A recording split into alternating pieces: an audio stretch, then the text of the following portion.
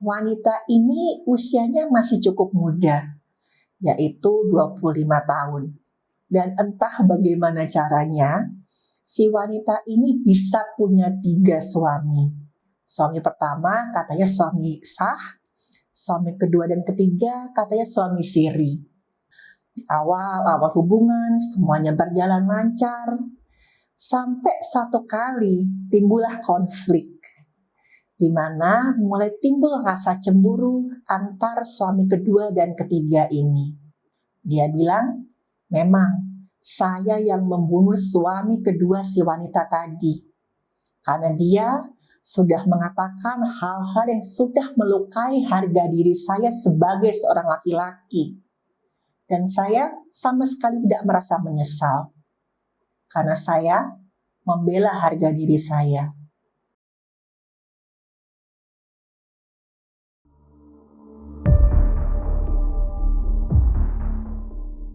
Halo, saya Dr. Stefani. Saya seorang dokter spesialis forensik dan saya melihat apa yang tidak semua orang lihat. Halo, balik lagi di channel Dr. Stefani.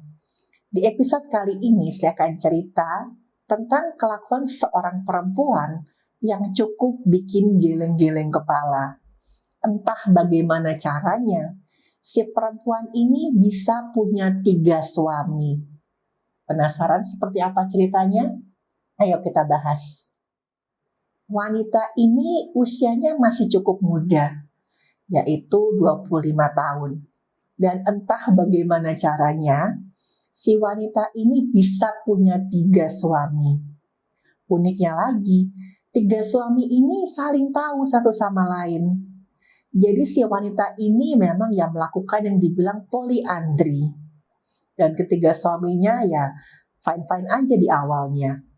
Karena bagi si suaminya ini asalkan bisa adil gitu mungkin ya. Atau entah mungkin gara-gara mereka saking bucinnya sama si wanita ini. Jadi suami pertama si wanita ini itu kerja di luar negeri. Dan dia hanya pulang sekitar 3-6 bulan sekali. Dan suami kedua dan ketiganya itu tinggal di satu kampung yang letaknya nggak jauh satu sama lain.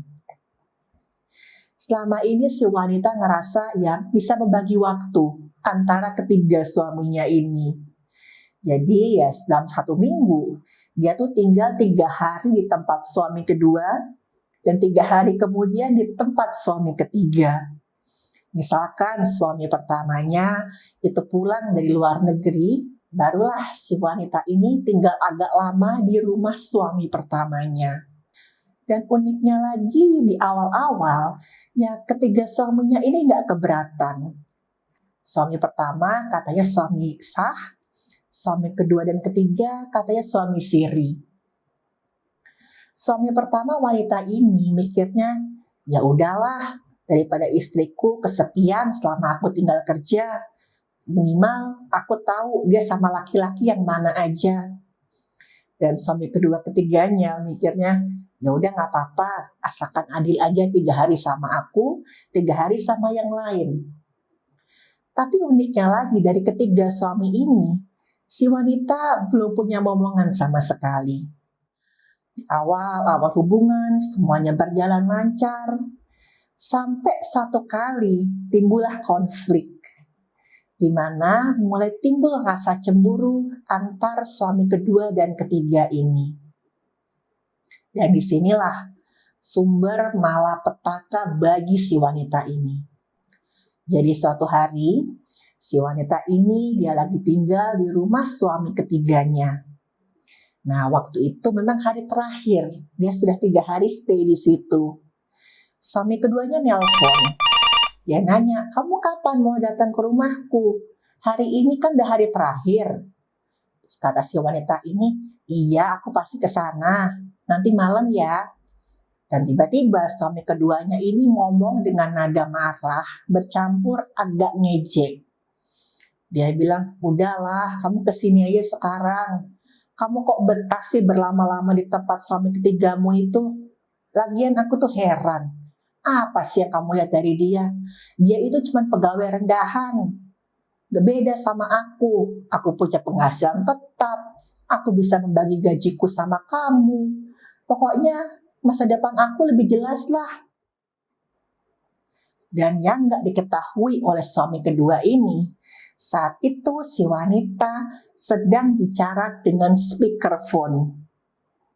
Yang artinya si suami ketiga tadi bisa dengar pembicaraan mereka. Waktu mendengar ini ya jelas saja dia merasa marah, merasa harga dirinya sebagai laki-laki terluka.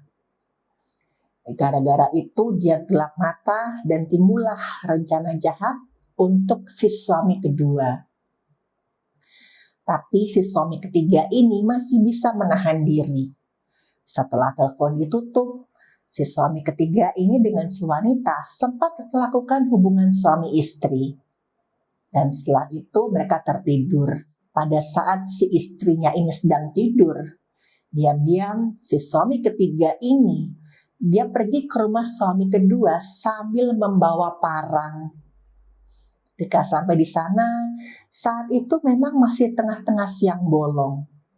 Jadi ya cukup sepilah lingkungan. Dia masuk melalui pintu belakang rumah yang tidak terkunci. Dia dapati si suami kedua ini sedang tidur siang. Dan tanpa banyak bicara, dia ayunkan parang tadi ke tubuh suami kedua wanita tadi berkali-kali. Suami kedua ini sempat terbangun dengan kaget. Tapi saking syoknya, dia sampai gak bisa melawan. Apalagi ya ngomong pun dia gak bisa. Dan saking cepatnya kejadian tersebut, tetangga di sekitar itu gak ada yang dengar suara teriakan minta tolong sama sekali. Dan setelah suami kedua si wanita tadi terbaring bersimbah darah dan tidak bergerak, dengan tenangnya si suami ketiga pulang lagi ke rumah.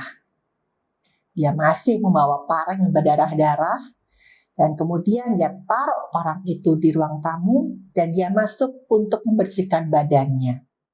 Dan waktu si suami ketiga ini masuk kamar, istrinya sudah bangun.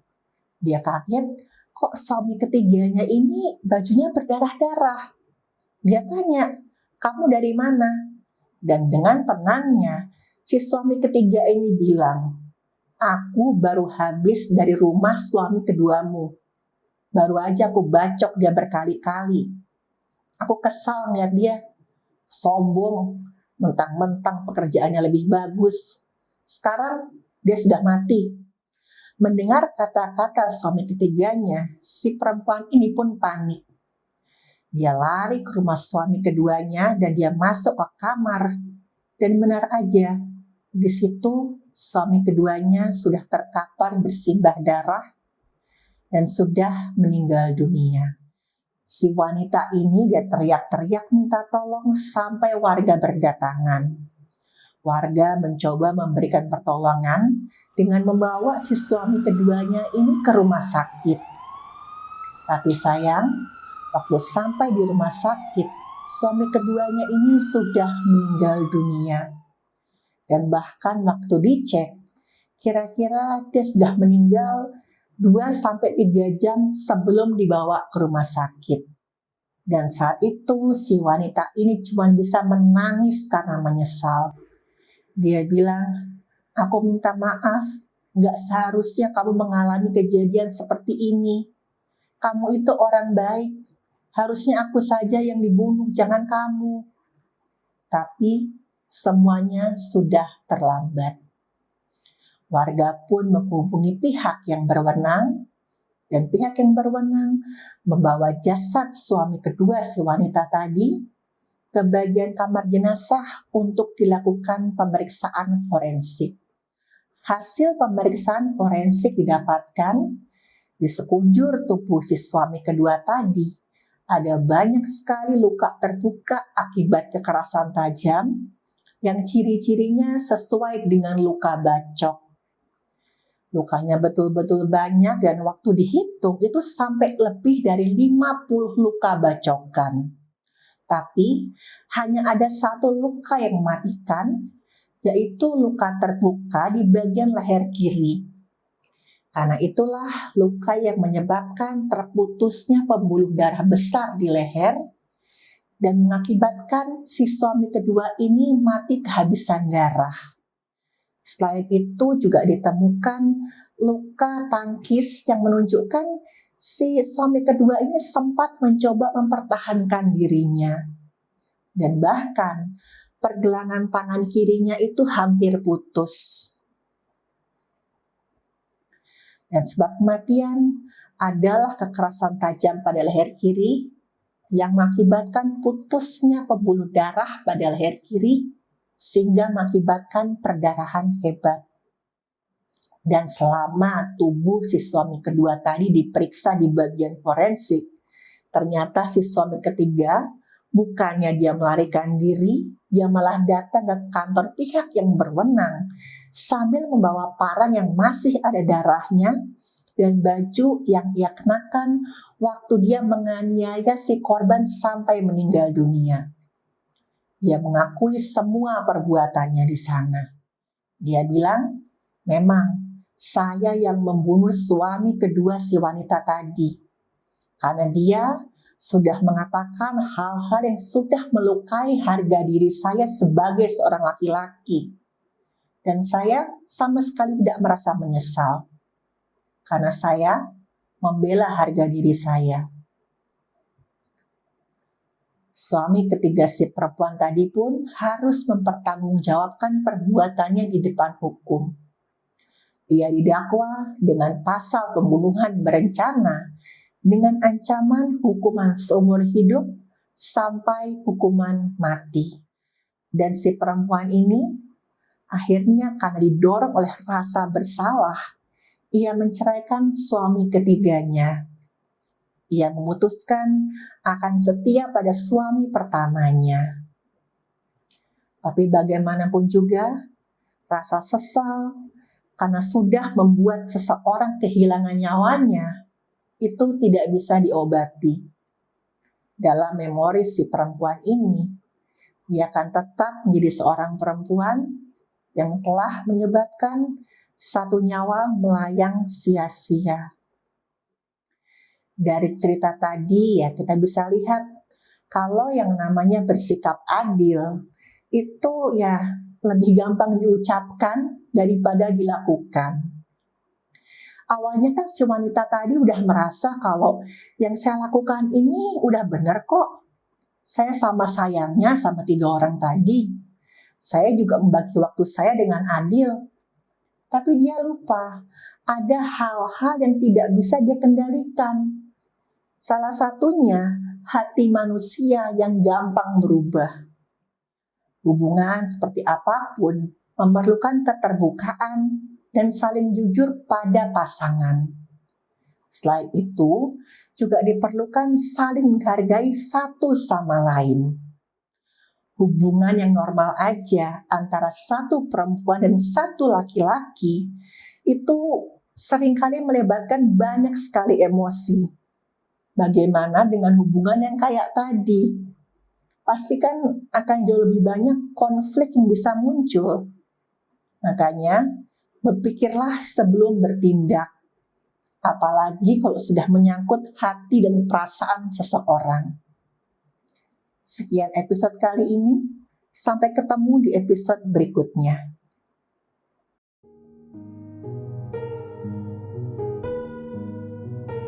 Terima kasih buat yang sudah menyimak cerita saya. Silakan like, share, dan subscribe.